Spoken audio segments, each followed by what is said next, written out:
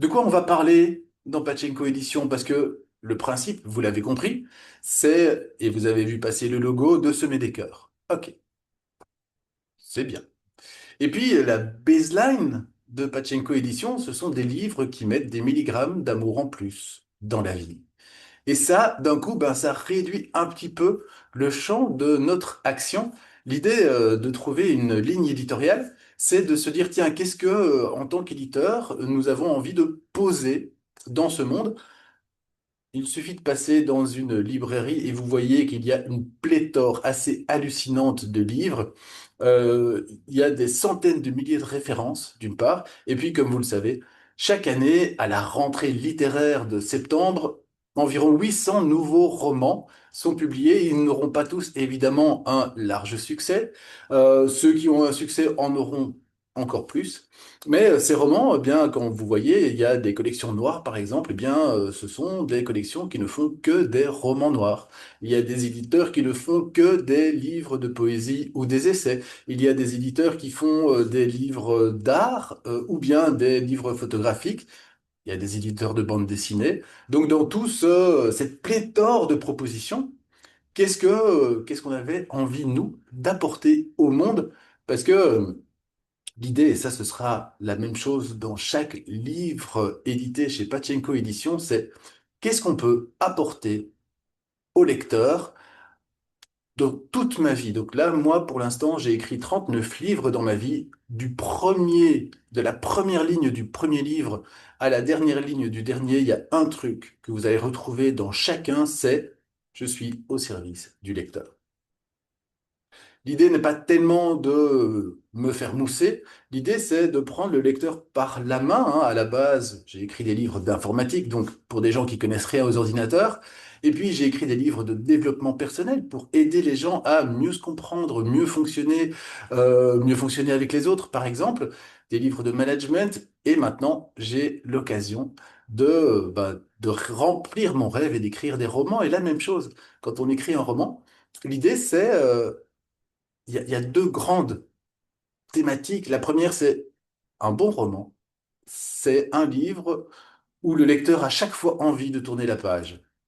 Parce que s'il y a un moment ou à un autre, il n'a pas envie de tourner la page, eh bien, d'un coup, c'est plus un bon roman, les choses s'arrêtent.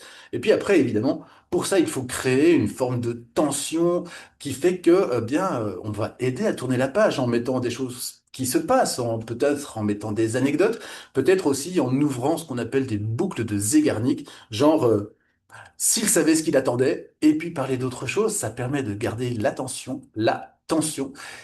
Et c'est vraiment essentiel de partager l'expérience du lecteur. Qu'est-ce qu'il va vivre à travers ses romans? Qu'est-ce qu'il va vivre à travers ses livres? Qu'est-ce qu'il va découvrir sur lui? Ça fait vraiment partie d'une ADN qui me semble évidente. On n'est pas là en train d'écrire pour se faire mousser, pour booster son ego, pour se faire plaisir. D'abord et avant tout, l'idée c'est de faire plaisir au lecteur. Bah, après, ça me fait plaisir, bien sûr, mais c'est pas le centre. Alors, dans Pachenko Édition, on a prévu de faire plusieurs types de livres. Si vous êtes ici, dans cette communauté de semeurs de cœur, c'est que d'une manière ou d'une autre, soit vous avez trouvé, parfois dans votre boîte aux lettres, si vous avez participé aux différents financements participatifs, au crowdfunding, eh bien parce que vous avez trouvé des livres comme celui-ci. Semeur de cœur, hein. Pour finir, hein, la pomme ne tombe jamais loin de l'arbre, comme on dit. Euh, et l'idée des semeurs de cœur, c'est première collection qu'on va mettre en place, c'est d'apporter des milligrammes d'amour en plus dans la vie des gens, mais pas n'importe comment. Première collection chez Pachenko Édition, semeurs de cœur. Alors, semeurs de cœur, ce sont des romans initiatiques. Des romans initiatiques qui permettent à tous les lecteurs de suivre le parcours d'un personnage.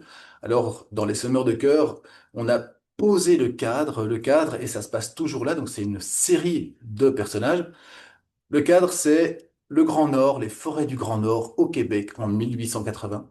Et dans ces forêts du Grand Nord au Québec, il y a des gens qui vivent des expériences qui les transforment au fur et à mesure grâce aux interactions qu'ils ont avec d'autres personnages. Donc le premier, c'est l'histoire de notre fameux ours, hein, je ne vais pas revenir dessus 50 fois, mais cet ours, ou pas, qui est viré de son cirque, son dompteur meurt, et cet ours domestiqué, pour la première fois de sa vie, se trouve dans la forêt. Et puis, bien, il doit se débrouiller. Son idée à lui, c'est de repartir dans ce qu'il a connu quand il était petit, avant d'être capturé par des humains. Mais bon, c'est pas si évident d'aller vers les neiges d'antan, retrouver les neiges d'antan. Et donc, il va rencontrer 8 personnages, enfin une petite dizaine de personnages qui vont chaque fois l'aider à passer des caps. Et on s'est basé sur ce meurtre de cœur, sur le sentier octuple du bouddhisme, c'est-à-dire résister à l'impermanence des choses, à l'avidité, à la jalousie, au désir, pour arriver vers le service des intéressés, la méditation, la concentration, etc., etc. Ça, c'est le parcours de l'ours. Et il rencontre des personnages. Chacun de ces personnages, en tout cas c'est notre idée, va lui aussi avoir son propre parcours de développement. Le deuxième, c'est Samadhi. Donc Sam, c'est l'assistant du dompteur d'Upa, le dompteur qui meurt donc au début du livre Semeur de cœur, et qui lui aussi apparemment a son parcours d'évolution. Lui, c'est l'histoire d'un enfant qui est un peu différent, sensible, et à la fois sensible et un peu dyslexique, donc qui se fait rejeter, qui se fait harceler. C'est le trajet d'une différence. Comment on fait quand on est différent dans ce monde et comment on peut arriver petit à petit à être en paix. Évidemment, Sam rencontre ou pas rencontre Sam, ils se rencontrent plusieurs fois et ils rencontrent des personnages qui sont similaires dans les deux histoires. Donc, ils vont rencontrer, par exemple, des hiboux, par exemple, des tortues. Enfin bref, vous verrez si vous ne le connaissez pas. Et l'idée, c'est que chacun de ces personnages les fait avancer et chacun de ces personnages a lui-même son parcours d'évolution. On est en train de préparer, donc on a réfléchi avec Serge et Stéphanie à l'écriture du troisième opus de la série. Ce sera l'histoire de Solis, qui est un peu une espèce d'évangéliste, si on veut, que Upa et Sam ont rencontré dans leur parcours et qui va lui-même avoir son propre parcours d'évolution. L'idée simplement des semeurs de cœur, c'est de se dire d'une part que chacun a son propre parcours. Il n'y a pas une seule bonne façon d'y arriver, de s'éveiller, d'être zen, d'être serein, d'être heureux dans la vie. Il y en a plein, mais elles suivent toutes quelque part une logique d'évolution. Et donc, on va proposer plein de parcours d'évolution. On en aura bientôt 3, hein. Donc l'idée, c'est on va en reparler en mai. On va lancer un crowdfunding a priori au mois de mai pour faire connaître la troisième histoire. Et puis après, proposer d'autres parcours, d'autres personnages. L'idée, c'est vraiment chacun son chemin dans la vie, mais le but ici, c'est d'être en paix, d'avoir plus de bonheur dans la vie, d'être plus heureux, d'être dans le service des intéressés, dans l'amour. On a toujours, pour les semeurs de cœur, 3 niveaux de lecture. Il y a une histoire, et l'histoire de Oupa, elle peut même être lue à des enfants de 3 ans. J'ai une amie hier qui m'a dit, ah, je l'ai lu à ma fille de 3 ans, elle a adoré, elle n'a pas tout compris, mais vraiment, elle voulait savoir quel était le prochain personnage. C'était vraiment mignon. J'ai eu plusieurs personnes que je connais qui en ont parlé avec leurs enfants. Ça a ouvert des conversations avec même des enfants. Ça m'a dit, ce sent plutôt un peu pour des adolescents, hein, donc l'idée, c'est de ouvrir une fois de plus des espaces d'échange à partir du moment où on est différent, eh bien, comment on fait pour vivre dans le monde dans lequel on vit? Il y a une histoire. Ensuite, cette histoire, eh bien, elle est parsemée de petites prises de conscience, de questions que posent des personnages à nos héros dans chaque livre. Et puis, en plus, ce sont donc des romans initiatiques avec une vocation aussi spirituelle. C'est de nous rattacher à des théories genre le Kriya Yoga, le bouddhisme, des choses comme ça, qui permettent aussi de voir les choses différemment et peut-être de pouvoir soi-même, en lisant le livre, eh bien, avoir des prises de conscience, progresser, se poser des questions qu'on ne se pose pas d'habitude pour participer à son propre développement. Donc, première collection, Semeur de cœur, des romans initiatiques qui permettent de se plonger dans l'histoire de l'évolution des personnages dans ce contexte Québec, Grand Nord, 1880, où les personnages sont à la fois des êtres humains et des animaux qui parlent, qui ont vraiment des points de vue tout à fait intéressants les uns par rapport aux autres et qui, quelque part, se font toujours tous progresser, c'est bien l'idée. Mais c'est pas la seule. Nous avons prévu 4 collections. La deuxième collection, ce seront toujours des collections de Summer, bien entendu, hein. Ici, on sème des cœurs. C'est Semeur de graines. Le premier livre, on en reparlera en janvier parce qu'on lancera un crowdfunding sur ce livre existant. C'est L'apprenti adulte. C'est un livre semeur de graines sur la parentalité, comment on fait, nous, en tant que parents, pour aider nos enfants à devenir demain des adultes dans un monde, en fait, qu'on ne connaît pas encore. Qui peut dire de quoi sera fait le monde dans 25 ans? Eh bien, l'idée de ce livre et de toute la collection Semeur de graines, ce sera de repartir sur le fonctionnement, notre fonctionnement. Donc, on ne sera pas tellement dans la nouvelle mode. Donc, je pense souvent, pour l'instant, on parle beaucoup de sylvothérapie, de coaching en forêt, etc. C'est super intéressant. Je pense que les Japonais, il y a quelques centaines d'années, avaient déjà compris le principe, hein. On a été prendre ça chez eux. Mais fondamentalement, euh, ça, peut-être que dans 5 ans, on n'en parlera plus tellement ce sera ancré. Donc l'idée ici, c'est de revenir à comment fonctionne un être humain, quels sont les comportements humains de base et comment on peut aider les gens à mieux comprendre comment ils fonctionnent eux-mêmes, comment ils fonctionnent avec leur environnement et comment faire en sorte de grandir avec vraiment une base qui est nous sommes tous des êtres humains. Nous avons tous un cerveau qui a été formé il y a 200 000 ans et même si, bien sûr, la société a évolué, même si, bien sûr, les choses sont différentes, eh bien, nous sommes toujours construits pareil. Par exemple, un être humain de base vit dans un clan. C'est difficile de vivre seul, c'est vraiment compliqué. Donc, comment on peut recréer de l'harmonie dans les relations dans le monde actuel qui est en train de, je pense, se polariser assez nettement, eh bien, parvenir à aimer la relation, à aimer discuter avec d'autres sans absolument nécessairement avoir un affrontement de points de vue, ça fait partie des choses potentiellement dont on parlera dans la collection Semeur de graines. Donc, pour l'instant, nous avons l'apprenti adulte. Il n'est pas impossible qu'un jour on parle de la gestion de la douleur, parce que il y a un manuscrit qui est en train probablement de se préparer pour 2026. Ça fait partie de ce que nous vivons tous. Ça fait partie de thématiques qui concernent grosso modo, si pas tout le monde, énormément de gens. Comment on peut être en paix et avancer dans être parent, gérer sa douleur, des choses comme ça. Donc, Semeur de graines, deuxième collection de Pachenko Édition. La troisième collection, certains d'entre vous l'ont déjà vu passer, c'est Semeur d'éveil. Les Semeurs d'éveil, dont par exemple ici le premier, écrit par Serge Iveco, qui est les Yoga Sutras de Patanjali, donc une interprétation de ce livre qui a 2500 ans, hein, ça fait quand même vraiment longtemps, et qui est quelque part, si on peut faire une comparaison, un peu comme la Bible chez les catholiques, hein, qui pose le cadre théologique en l'occurrence, le cadre de référence du catholicisme.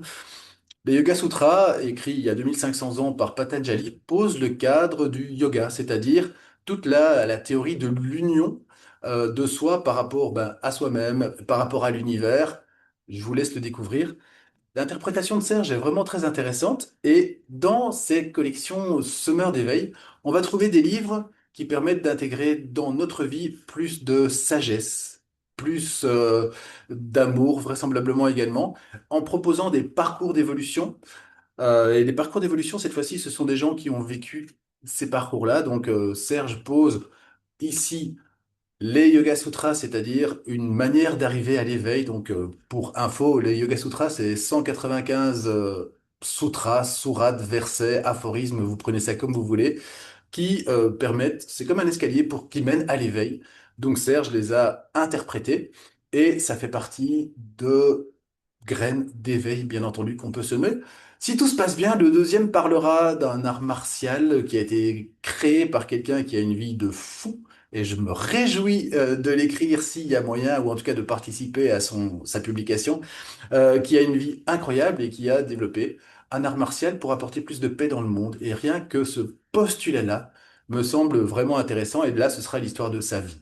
Donc, dans les graines d'éveil, on aura d'une part des livres de référence pour aller vers davantage de paix, de sérénité et de sagesse dans sa vie, avec des textes qui sont tout à fait abordables, mais qui poussent vraiment à des réflexions un peu intenses. Et puis, on aura aussi des parcours de vie qui, à la fois, sont de la vie des gens et puis qui, au fur et à mesure, nous permettent de voir le parcours de personnages qui sont arrivés dans leur vie actuelle ou peut-être passé, mais dans leur vie réelle, je veux dire dans ce monde-ci, à s'ouvrir à de la discipline, de l'éveil, de la sagesse, et qui ont envie de partager ça avec leurs lecteurs. Je pense que ça va être vraiment très intéressant comme collection. Quatrième et dernière collection pour l'instant, ça c'est un livre que j'avais écrit à l'époque, Semeur de givre. Alors, Semeur de givre, le pitch, il est très très simple. Dans un monde dont la valeur cardinale est l'argent, parce que c'est quand même, je sais pas si vous vivez dans le même monde que moi, mais on en parle beaucoup ces derniers temps de l'argent. Dans ce monde-là, eh bien, qu'est-ce qu'on peut observer comme déviance dans les comportements humains? Euh, Polmar, le premier que j'ai écrit, eh bien, ça parle de l'histoire d'une marée noire, donc c'est un thriller écologique. On se demande assez vite dans le bouquin, mais est-ce que c'est un accident ou est-ce que c'est pas un accident? Et au travers d'une intrigue que j'ai vraiment bien documentée, on voit d'une part l'évolution de la marée noire et puis l'autre part la recherche d'une journaliste qui est un petit peu par hasard aux premières loges quand cette marée noire se déclare, c'est-à-dire quand un pétrolier se fait percuter par un autre bateau et qui va, elle, remonter tout le fil de comment ça s'est passé, quels sont en fait les dessous des cartes. Et le principe de Semeur de Givre, c'est d'expliquer le dessous des cartes du monde dans lequel on vit, pour une raison très simple. Souvent, les gens qui proposent des livres de développement personnel, d'ouverture, etc., c'est pas très, enfin, le fait de pouvoir les considérer comme soit des bisounours, soit des illuminés, en fait, c'est très très facile hein, pour les polémistes ou pour ceux qui, pour leurs détracteurs, pour être précis. Donc, l'idée ici, c'est de dire toutes les collections Semeurs de cœur, Semeurs d'éveil et Semeurs de graines, eh bien, ne sont pas faites par des gens qui sont éthérés et qui ont l'impression de ne pas être sur cette planète. Au contraire, cette planète, comment ça fonctionne ici? On sait. Et c'est pour ça que on veut mettre en place toute une série d'actions à travers des livres, à travers des formations, à travers des enseignements pour semer des cœurs. Parce que ce monde, je pense, en a effectivement besoin. Le deuxième s'appelle Sexode. Il sortira en mars 2026. On en reparle aussi. Et ce sera une invitation à réfléchir à deux choses. La première, c'est comment, euh, comment va évoluer notre sexualité? Ça se passera comment dans 10 ans pour les Occidentaux que nous sommes? Comme l'être humain a besoin de liens, eh bien, comment on fait en fait pour gérer ça? Je ne sais pas si vous savez, mais au Japon, pour l'instant, un tiers des jeunes ne veut plus être en couple. C'est trop compliqué les relations humaines. Or, d'une manière ou d'une autre, ça fait vraiment partie de notre ADN. Donc, comment on fait pour se remettre en relation? Et puis, si on continue dans le monde qui est le nôtre actuellement, quelle sera notre sexualité dans une dizaine d'années? Et la seconde, c'est comment on gère les familles qui explosent, qui se recomposent, avec deux idées de base. Ce livre sera un livre, c'est un thriller politico-érotique, je dirais, qui permet de plonger dans les deux sujets. Le premier, c'est notre sexualité, et le deuxième, c'est l'histoire d'un homme politique suédois, en l'occurrence, qui se dit que ce serait bien que tous les enfants qui sont issus de couples de parents divorcés soient suivis par des psychologues pour savoir si psychologiquement et sociologiquement, donc à l'école, leur scolarisation se passe bien et s'ils sont suffisamment bien, et ce devrait être payé par l'État. Je vous laisserai découvrir tout le livre. C'est un bouquin qui, à mon avis, vaut la peine. Et puis, c'est pas, ça passe comme ça, un peu comme une petite histoire policière, et en même temps, ça brasse des idées qui sont beaucoup plus larges que ça, évidemment. Voilà ce qu'on souhaite vous proposer dans l'année qui vient. En 2026, il y aura de toute façon 6 livres qui seront publiés. Ils sont programmés déjà maintenant. Et bien entendu, l'idée, c'est de faire grandir cette base. Je viens de relire le premier manuscrit qu'on m'a envoyé. Ça m'étonnerait que je le prenne, mais on va discuter avec l'auteur, hein, bien sûr. Donc, on fera aussi, au fur et à mesure du temps, des appels à manuscrits uniquement pour les personnes qui appartiennent à la communauté des semeurs de cœur, bien entendu, avec, bien entendu, aussi les 4 axes de travail: semeur de cœur, semeur de graines, semeur d'éveil ou semeur de givre, de manière à faire grandir nos collections. Je pense qu'il y a énormément de gens qui ont écrit. Je vous expliquerai aussi dans un prochain live qu'est-ce qu'on va proposer en fait à ces personnes si jamais leur manuscrit n'est pas suffisamment de qualité, par exemple.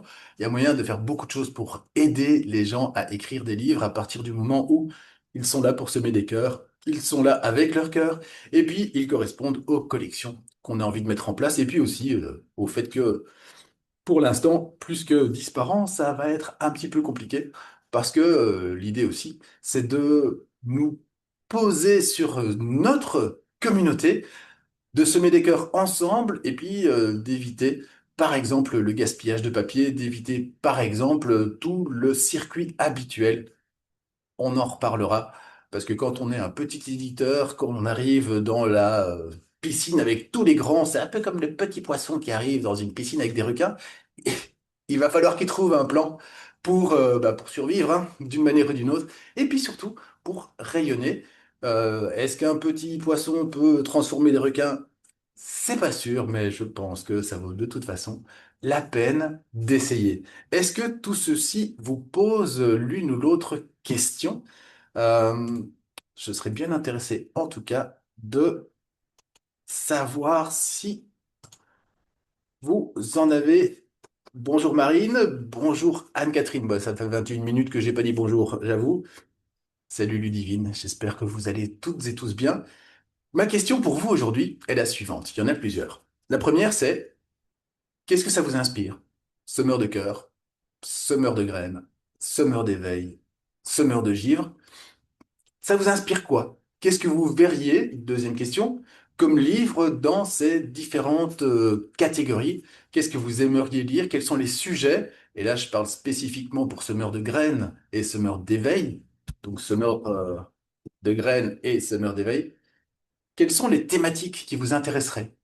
Sachant donc qu'on part, et les quatre collections vont dans ce sens-là, sur des bons moments qui font réfléchir. Peut-être, et ça pour les semeurs de givre, l'idée c'est de provoquer quelque chose à la fin du roman, pas que ce soit une histoire qui se termine et puis on oublie, on passe à la suivante. Non, comme le bon vin, il faut que ça laisse un petit arrière-goût là en bouche et que ça percole. Apparemment, ça marche bien. À la fin de Polmar et pour ceux et celles qui l'ont lu, à la fin de Sexot, il se passe quelque chose qui fait que ça reste un petit peu en tête et ça, c'est magnifique. Donc, qu'est-ce que vous aimeriez lire dans ces différentes collections?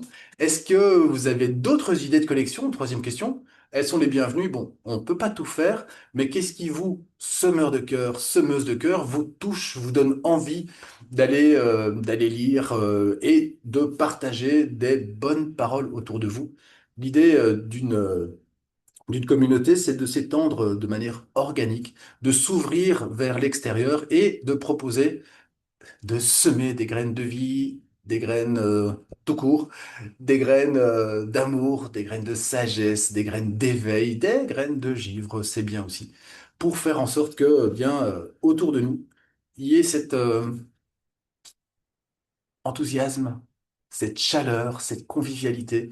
Je pense que Patchenko, c'est pas pour rien, hein.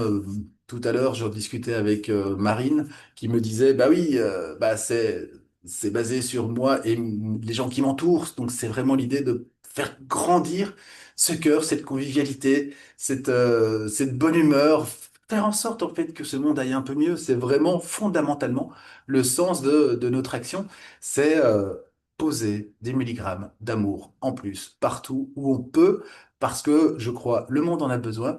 Et puis, une effervescence positive, là, vous voyez, ça va un petit peu nous changer pour l'instant de la morosité ambiante ou de la polarisation que je ressens quand même très très fort.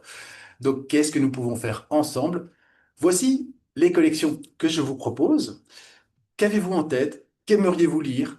Qu'est-ce qui vous parle? Qu'est-ce qui vous porte? Qu'est-ce qui vous donne envie à vous de semer des cœurs supplémentaires? Ça m'intéresse parce que ben, on est en train de mettre en place tout un catalogue, hein. Ça va aller crescendo petit à petit.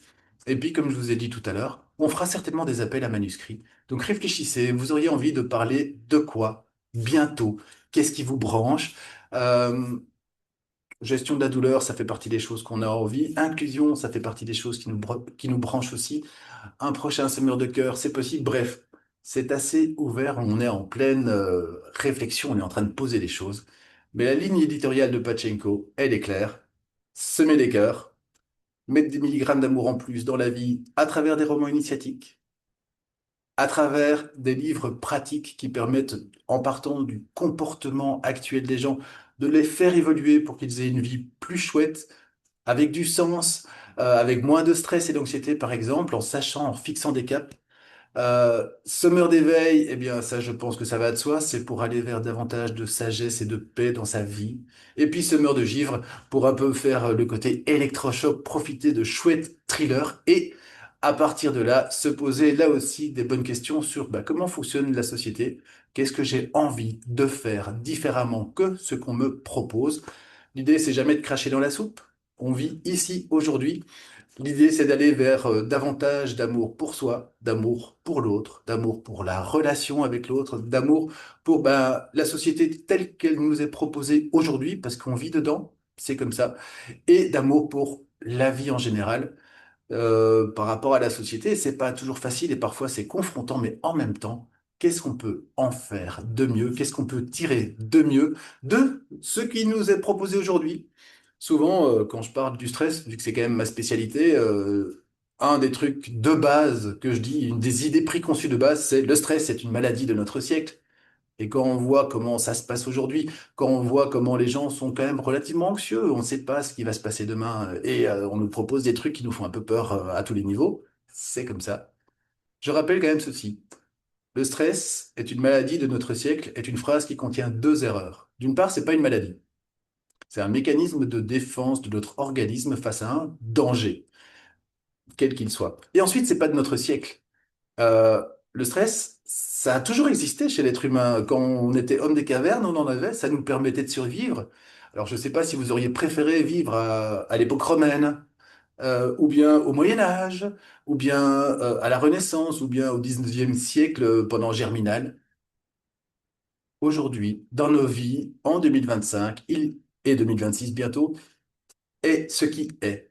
Comment est-ce qu'on en tire le meilleur parti pour être plus en paix, en sagesse, en amour, avec des chouettes projets, plein de sens dans nos vies. C'est notre boulot et avec Pachenko Édition et la communauté des semeurs de cœur, je pense que ensemble, on a plein de choses à faire pour aider le monde qui nous entoure à aller, à avancer vers plus de tout ça.